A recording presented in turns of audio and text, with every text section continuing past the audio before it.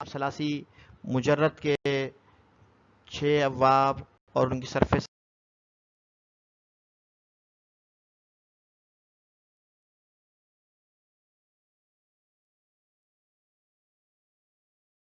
آج ہم ثلاثی مزید فی کو شروع کریں گے. پھر ثلاثی مزید فی کے ابواب میں سے 2 طرح کے ابواب ہیں. ثلاثی مزید فی کے حمزہ وصل والے ابواب آج ہم پڑھیں گے. بے حمزہ وصل ابواب دوسرے لیکچر میں پڑھیں گے. تو اس سبق کے اندر ہم 4 چیزیں ڈسکس کریں گے. ثلاثی سے مراد کیا ہے پہلے ہم پڑھ چکے ہیں. ثلاثی سے مراد 3 ہوتا ہے، یعنی جس میں 3 حرف ہوں. اور مزید فی سے مراد ہوتا ہے جس میں کچھ اضافہ ہو، جو حرف ہوں گے اس پر کوئی اضافہ ہو، اسے مزید فی کہتے ہیں. ثلاثی مزید فی ہوگا جس کی ماضی کے پہلے صیغہ واحد مذکر غائب میں 3 حرف پر اضافہ ہو، کوئی حرف اضافی ہو، جس طرح اجتنبا. اجتنب جانب حرف اصلی ہیں، باقی اضافی ہیں. اجتنبا تو یہ ثلاثی مزید فی ہوگا کیونکہ پہلے صیغے کے اندر 3 سے حرف زائد ہیں. پھر ثلاثی مزید فی حمزہ وصل والے ابواب کو 2 طرح کا ہو گیا، اس کا ڈسکس کیا. ثلاثی مزید با حمزہ وصل اور بے حمزہ وصل. درمیان میں یہ بتاتا ہوں کہ حمزہ وصل اور بے حمزہ وصل کا مطلب کیا ہے. حمزہ وصل کا مطلب ہے کہ جس کے شروع میں وہ حمزہ آتا ہے جو درج کلام میں آ جائے تو گر جاتا ہے. درج کلام میں آ جائے تو لکھا تو جاتا ہے لیکن گر جاتا ہے، پڑھا نہیں جاتا، تو وہ حمزہ وصل ہوتا ہے، درمیان میں مل جاتا ہے. وہ حمزہ وصلی والے ابواب ہیں. کچھ بے حمزہ وصل والے باب ہیں جس میں ایسا حمزہ نہیں ہے، تو وہ آگے پڑھیں گے. ثلاثی مزید فی با حمزہ وصل کے 9 ابواب ہیں. پہلا باب ہے باب افتعال، جس طرح اجتناب، اس کی مثال ہے افتعال اجتناب بچنا. مصدر کیا معنی مصدر ہے اور مصدری معنی کر رہا ہوں. استفعال جس طرح استنصار. انفعال جس طرح اس کی مثال ہے انفطار. قرآن پاک میں یہ الفاظ بہت استعمال ہو رہے ہیں. افعلال جس طرح احمرار. اور 5واں باب ہے افعیلال جس طرح ادہیمام، اس کی مثال ہے. اور 6واں باب ہے افعیعال جس طرح اخشیشان. اور 7واں چیپٹر ہے افعوال جس طرح اجلوازن. اور 8واں چیپٹر ہے افعولن جس طرح اس میں افعولن. اور 9واں باب جو ہے وہ ہے افعولن جس طرح الطہورن. یہ 9 ابواب اور ان کی مثال.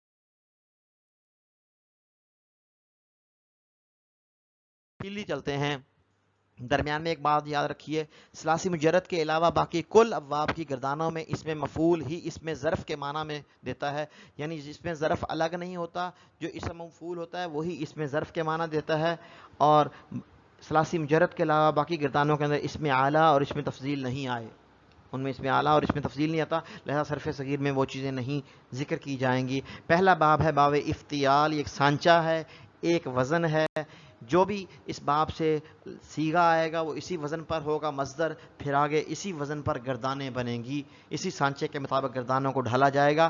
جس طرح افتعال باب اول ہے، جیسے اس کی مثال ہے اجتنابن، پرہیز کرنا، بچنا.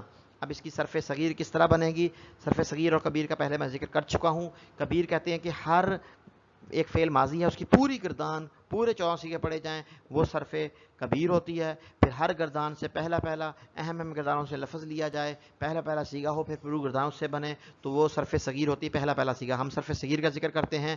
اب اجتناب مصدر ہے، اب اس سے ماضی بنی اجتنبا، مضارع یجتنبو، اجتنابا مصدر ہے، فہو مجتنب اسم فاعل ہے، و اجتنبا فعل ماضی مجہول ہے، یجتنب فعل مضارع مجہول ہے، اجتنابا مصدر ہے، فہو مجتنب یہ اسم مفعول اور اسم ظرف کے معنی میں آتا ہے. الامر منہ اجتنب والنہی عنہ بنے گا لا تجتنب. اب اجتنب کا معنی ہوگا پرہیز کر تو، لا تجتنب تو پرہیز نہ کر. اب پوری صرف صغیر اس طرح بن گئی اجتنب یجتنب اجتنابا فهو مجتنب واجتنب یجتنب اجتنابا فهو مجتنب. الامر منه اجتنب والنهی عنه لا تجتنب. اب چند مصادر ہیں، الاقتناس شکار کرنا، الاعتزال یکسو ہونا، الاحتمال اٹھانا، ان تینوں کے اندر بھی گردان اسی طرح وزن گے. یہ مصادر ہیں، یہ سانچہ دے دیا، اسی وزن پر ہم نے بنانی ہے. مثال کے طور پر احتمال کو لیتے ہیں تو گردان کیسا بنے گی؟ احتمل یحتمل احتمالا فهو محتمل واحتمل يحتمل احتمالا فهو محتمل الامر منه احتمل والنهي لا تحتمل. اسی طرح بن جائے گا. اور معنی جس سے کر لے لا تحتمل کا معنی ہوگا نہ اٹھا تو یہ پہلا چیپٹر ہو گیا. اس طرح دوسرا باب جو ہے وہ واضح باب استفعال ہے. سانچہ ہے استفعال. جیسے اس کا ہے مثال استنصار، استنصار مدد مانگنا. سین کے معنی طلب کا آتا ہے تو مانگنا، مدد مانگنا. استنصار یہ مصدری معنی ہے. اب پوری وردان میں استنصر ماضی کا سیگا، یستنصر مضارع واحد کا سیگا ہے، استنصار مصدر ہے. مستنصر بن جائے گا فاعل بن جائے گا، استنصر مجہول بن جائے گا فعل ماضی مجہول، یستنصر فعل مضارع مجہول بن جائے گا، استنصار مصدر ہے. فهو مستنصر اسم مفعول بن جائے گا. الامر استنصر فعل امر کا واحد حاضر کا سیگا ہے، اور لا تستنصر واحد حاضر مذکر فعل نہیں کا سیگا ہے. تو پوری گردان صفحہ صغیر کی اس طرح بن جائے گی اس جواب سے استنصر یستنصر استنصارا فهو مستنصر واستنصر یستنصر استنصارا فهو مستنصر الامر منه استنصر ونهی عنه لا تستنصر. اب لا تستنصر کا معنی کیا ہوگا؟ مصدری معنی ہے مدد طلب مانگنا. لا تستنصر تم مدد طلب نہ کر، تم مدد نہ مانگ. اور استنصر کا معنی ہوگا تو مدد مانگ. اب قرآن پاک میں لفظ آ رہا ہے استنصر تو معنی کریں مدد مانگنا. تو اسی طرح کا اسی باب سے کوئی اور آ جائے وہاں طلب کا معنی ہوگا اور مصدری معنی ہم دیکھ لیں گے. جس طرح چند مصدر آگے آ رہے ہیں، الاستفسار پوچھنا، الاستغفار بخشش چاہنا، الاستخلاف خلیفہ بنانا، الاستمتاع فائدہ اٹھانا. یہ چار مصدر ہیں، ان سے گردان اسی طرح بنے گی. مثال کے طور پر استغفار سے کیسے بنے گی؟ استغفر یستغفر استغفارا فهو مستغفر واستغفر یستغفر استغفارا فهو مستغفر الامر منه استغفر والنهي عنه لا تستغفر. اب استغفر کا معنی کیا ہوگا؟ تو بخشش طلب کر، تو بخشش مانگ. اب قرآن پاک میں آتا ہے استغفر بار بار آیا بخشش مانگ تو. اب اس کا معنی کیا تو ہمیں پتہ چل گیا یہاں معنی کیا ہو رہا ہے. اب پتہ چل گیا استغفار ہم اردو میں استعمال پنجابی میں استعمال کرتے ہیں تو استغفار لفظ نہیں ہے، یہ مصدر استغفار ہے. استغفار کا معنی بخشش چاہنا، بخشش مانگنا.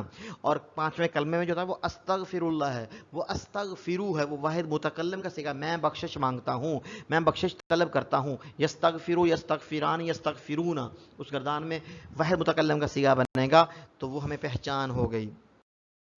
انفعال ہے جیسے انفطارن پھٹ جانا.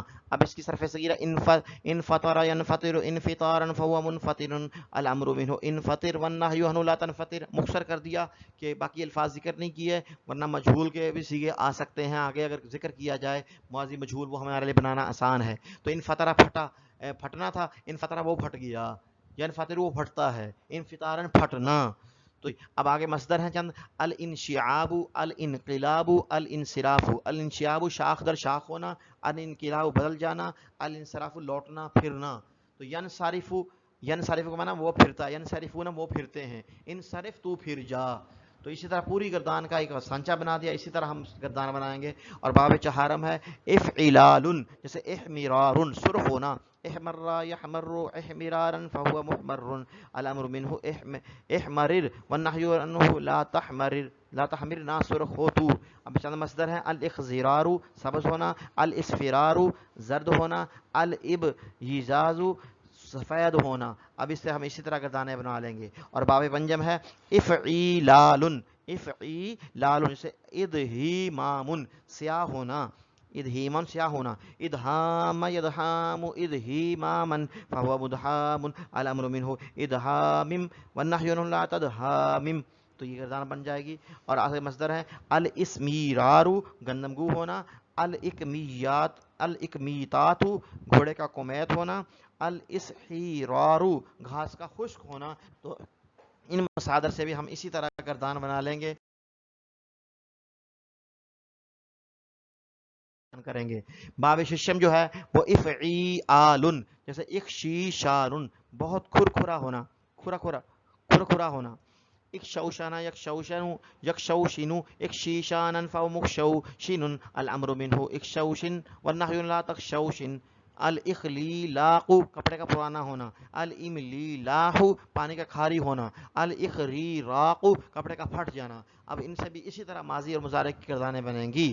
اور باب ہفتم ہے افعوالن، افعوالن جیسے اجلوازن گھوڑے کا دوڑنا، گھوڑے کا دوڑنا، اجلوزا یعنی وہ دوڑا، یجلوزو وہ دوڑتا ہے، اجلوازن وہ دوڑنا، فہو مجلوز علی امر من اجلوز تو دوڑ، والنہی لا تجلوز تو نہ دوڑ، گھوڑے کا گھوڑا نہ دوڑے، گھوڑے کا دوڑنا، لا تجلوز گھوڑا نہ دوڑے، اجلوز گھوڑا دوڑے، یعنی امر کا حکم ہے وہاں دوڑاؤ گھوڑے کو۔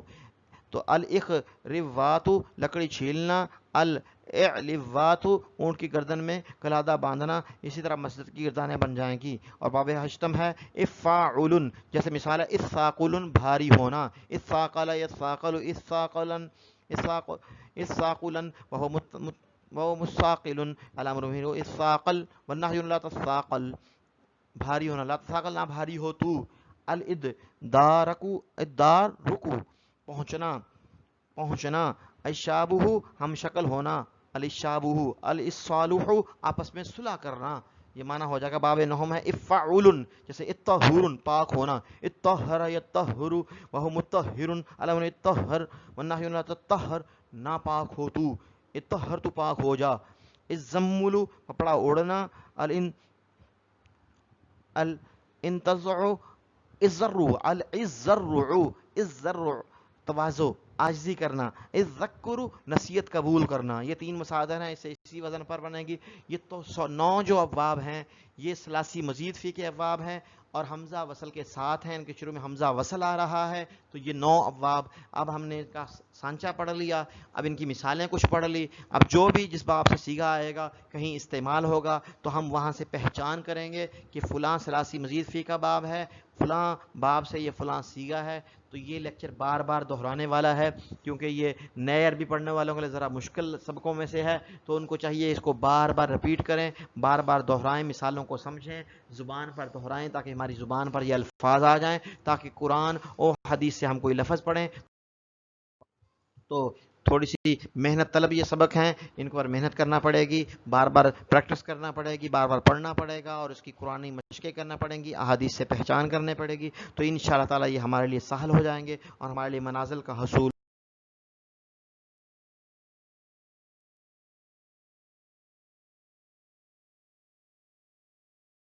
تعالیٰ ہم سب کو اس سبق کو سمجھنے کی، عمل کرنے کی اور قرآن پاک کے فہم میں اضافہ فرمائے اور عربی زبان کو محبت سے سیکھنے کی توفیق عطا فرمائے۔ جزاکم اللہ احسن الجزا، وما علینا الا البلاغ المبین۔